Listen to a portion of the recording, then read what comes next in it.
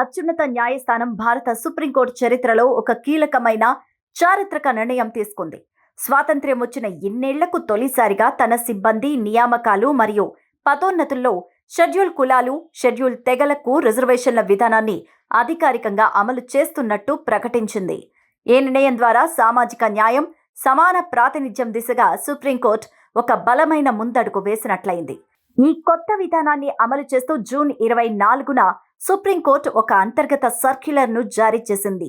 ఈ సర్క్యులర్ ప్రకారం రిజర్వేషన్ల విధానం జూన్ 23 నుంచే అమల్లోకి వచ్చినట్టు స్పష్టం చేశారు.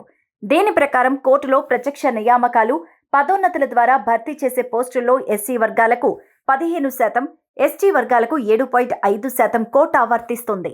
ఈ రిజర్వేషన్ల అమలు కోసం రూపొందించిన మోడల్ రిజర్వేషన్ రోస్టర్, సంబంధిత రిజిస్టర్ల వివరాలను కోర్టు అంతర్గత నెట్వర్క్ అయిన సూప్నెట్లో అందుబాటులో ఉంచినట్టు తెలిపారు.